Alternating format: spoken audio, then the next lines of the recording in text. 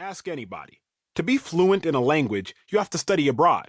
I studied Spanish all 4 years of high school, but I was never fluent because I never set foot in Spain. Well, my childhood was one big study abroad in white culture, followed by studying abroad in black culture during college and then my years in the NFL, which I spent on teams with 80 to 90% black players, each of whom had his own experience of being a person of color in America. Now, I'm fluent in both cultures, black and white. The book you're listening to is what I want to do with that perspective.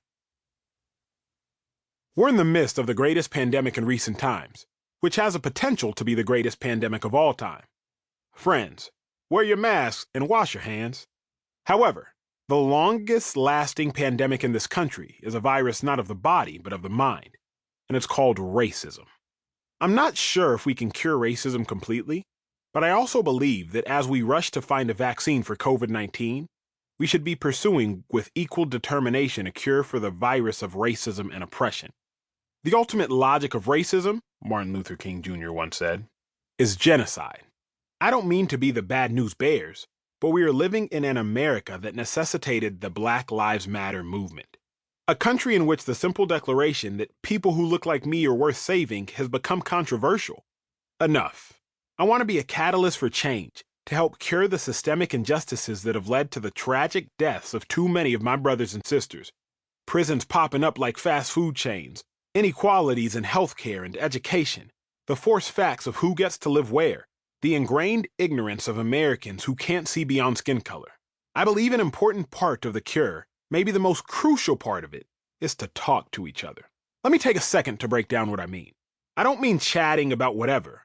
I mean a two-way dialogue based on trust and respect, full of information exchanged and perspectives shared. The goal here is to build relationships, and ultimately, to help us recognize each other's humanity. I'd bet some Dallas Cowboy season tickets that it's tough, if not impossible, to hold bigoted thoughts about someone whose humanity you recognize. I'd double down. It would take some next-level self-deluding to discriminate against someone you respect enough to listen to. In these pages, the only bad question is the unasked question. You'll see that each chapter starts with a question, each of which is from a real email I've received in response to my video series. Same title as this book, if you got here without watching. I appreciate every one of them, because wherever the askers are coming from, they came to learn. If things go the way I want, you'll leave this book with an increased understanding of race. You will have more empathy and grant people more grace.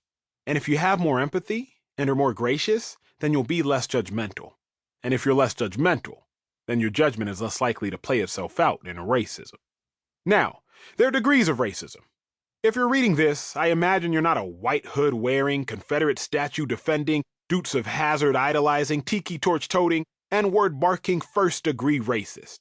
However, you might fall between the second or third degree, meaning someone who is not overtly racist, but is on the spectrum between a person who is a little racially insensitive or ignorant and someone who holds deeply ingrained negative ideas about people of other races or ethnicities.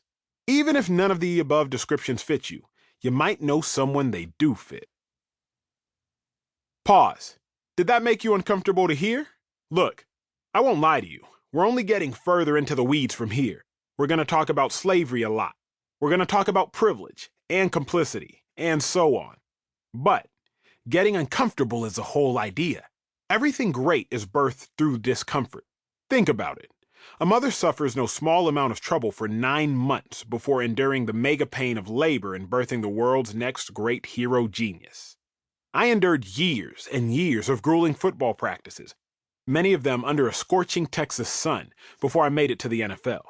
Most of our major accomplishments are accompanied by some form of discomfort. If we truly want to treat this 400-year-old American virus that has been doing its work since the first stolen Africans landed in Jamestown in 1619, then we are all going to have to buckle in. Before we get this thing going, a couple of caveats from me. I don't profess to know everything about black culture, or to speak for every black experience in this country. I'm aware that I moved through the world as a man, that I lived in affluent neighborhoods, and that I attended a private school growing up. Add that to the fact that I'm from a home of first-generation immigrants, which is a different experience from a black person whose family has been in America for generations. All told, mine is a particular perspective. That said,